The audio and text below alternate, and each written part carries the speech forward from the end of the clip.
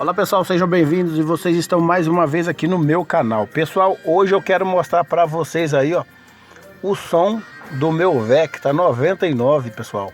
Muito top o som desse carro. A qualidade é excelente. Como eu já vi, pessoal, esse rádio eu não sei, acho que não é original, porque acho que o dele vem com a frente preta.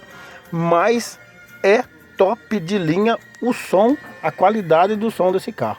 Eu fico com muita dó, eu não sei que muitas pessoas tiram os alto-falantes originais para trocar e apanhar um outro, mas cada um tem um gosto. Só que o meu eu preferi deixar assim, para mim parece que tem até um módulo nele aqui. Eu vou mostrar para vocês a qualidade de som dele.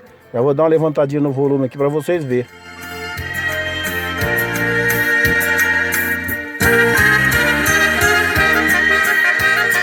Pessoal, olha a qualidade dos agudos.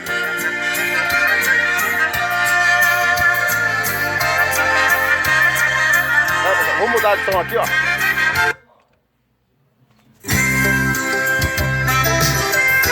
Olha a qualidade dos agudos.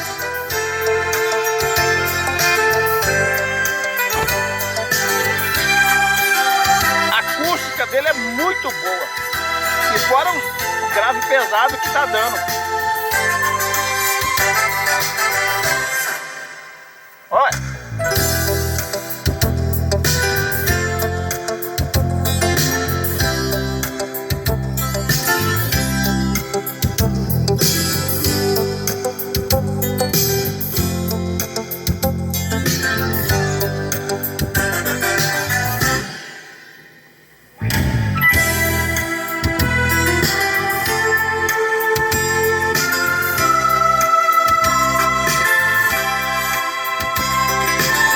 Pessoal, é muito bom, a qualidade do som é muito boa desse carro.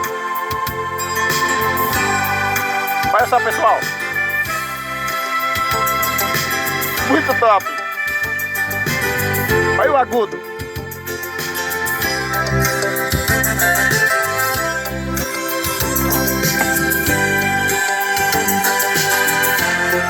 Pessoal, se você gostou desse vídeo aí, inscreva no meu canal, compartilhe, clique no sininho para receber novas notificações. E fica aí, ó, com o somzinho do Vecta 99.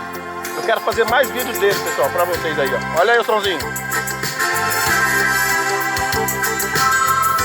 Vai, pessoal, fica com Deus.